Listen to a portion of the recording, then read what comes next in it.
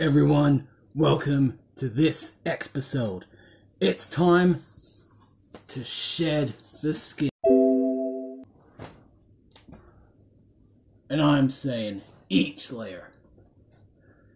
Yep. Getting rid of the skin.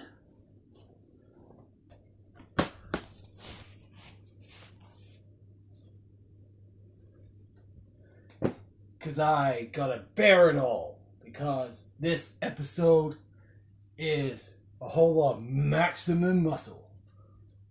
Oh yeah. Forget the Macho Man, even though great wrestler. Forget Hulk Hogan.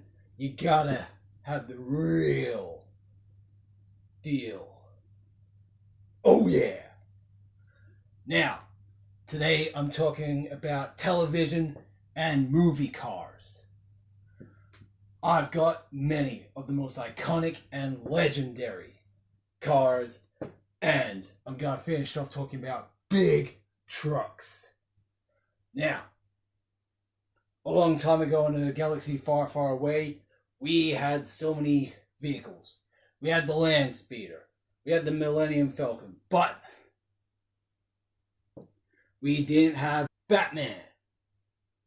Now, there were some film serials way back in the 40s, and they just had a regular car. It was still the Batmobile, but it was just a regular car. And for the time, it was a beautiful, classic car. But I'm talking about the proper Batmobile from the classic 60s series. This, of course, is the movie which does feature that classic car. It was a modified Cadillac. And it became so iconic. Matchbox made a toy of it. They had the original one, which was about this big, you could collect. And then when they released the series in the whole collection for the box set, you got a limited edition collector's version of the Batmobile. Now, there's been many incarnations of the Batmobile. The second most well known is the one from Tim Burton's Batman and Batman Returns, which was a bit different from the one in Batman. This is from Batman Returns. Now, of course, it didn't have the logo on the actual car, but this just became a legend. And then we got Joel Schumacher's Batman, which was made purposely for toys. And then Christopher Nolan gave us the Tumbler.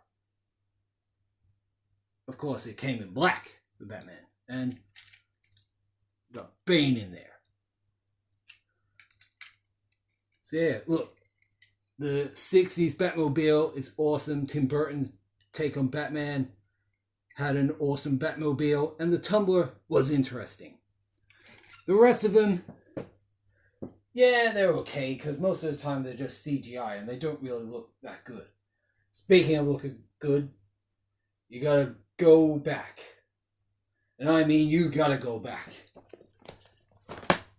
to the future in style with the DeLorean. I'd say it's probably the movie car.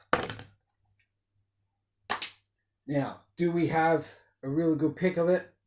Yes, we do. So, I mean, the DeLorean itself was a failure on release, but thanks to Back to the Future, many people wanted them. Sure, there was a few differences. It didn't go to the top speed as it did in the film. It didn't sound like it did in the film. People have made custom versions, and they just look awesome. I mean, the Time Machine is just a spectacle of genius. It's a legendary movie car. Now, if you want to go further back, well, buckle up and yabba dabba doo. Fred in his car. And then you got Barney in his log car. He did have a car that had two logs. And of course, there it is in the live action movie. The best live action Hanna-Barbera. They made the car. Barney's car is in there a little bit, but Fred's is the iconic car of the Flintstones. And sure, this movie was controversial, but it's awesome. It's got a couple callbacks to the old Dino Adventure films, because Halle Berry represents that type of cave girl who's mean and always super sexy. But, I mean, look at the costumes. They had it down pat, and they got the car. They redid the intro. Everyone gets in the car. Fred Ghost gets the steak. So to see the Fred Flintstone car in real life was awesome, because we grew up with the cartoon. Then we got the toys. You know, there's one toy with his feet out the back. You pull it back, and it's like, and yeah, it's really, really cool. And now to a bit of a controversial car, because of the Confederate flag on top. And of course, I'm talking about the General Lee from the Dukes of Hazzard. 1969 Dodge Charger, orange. Oh, there's a better look at her. Yep, named after a awful man during an awful time. But the Duke boys waved the flag, part of independency and rebellion, which some people did. But you can't hate the car. It's a great car. It's a Dodge Charger. We got another Dodge Charger in the Fast and the Furious. And, you know, it got modified, so you can't beat the Dodge. You got the General Lee. You got the Dodge Charger from Fast and the Furious. And before that, you had Vanishing Point with the white Dodge Challenger. Now, these two cars, the Charger and the Challenger, ended up in Death Proof.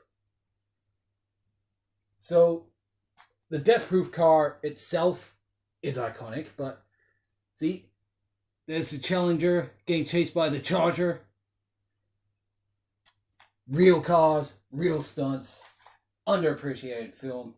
Death Proof, it's a classic. It's a modern classic. And speaking of modern classics, you got the remake of Gone in 60 Seconds, which featured many cars. You had Eleanor, it was a 1971 Mac 1 or 1973 Mac 1. But in this, it's a 1967 Shelby Mustang GT500. Now, they didn't use a real Shelby Mustang. They just modified a fastback to look like the Shelby. Though there is a real one at the end, but it's in a terrible condition. But yeah, Eleanor came back in 2000. She looked amazing. She sounded great. Movie's not so good. Like, people got mad. They got mad to the max. You got the V8 Interceptor there. Another awesome, iconic car.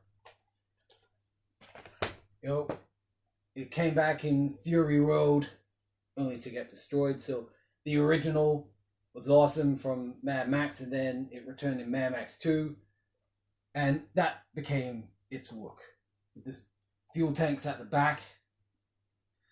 And yeah, like the Mad Max car, the Time Machine, the Batmobile, they are awesome, awesome cars. Then you got Wayne's car from Wayne's World. Another awesome car. Of course, you got Wayne's World 2, and when they did the SNL skits, they were in the cars. And, oh, speaking about Fast and the Furious before, there it is. And so many cars. This is why this episode is so big, because he got so many cars. You've seen them where they're from. You got Mr. Bean's car. Iconic TV car. Hello, Mr. Bean. Hey. There's the man. He's got his car. Every man needs an iconic car. Hell, where's my car? You know, Tune in next time to find out about more cars and where is Scary's car. Same scary...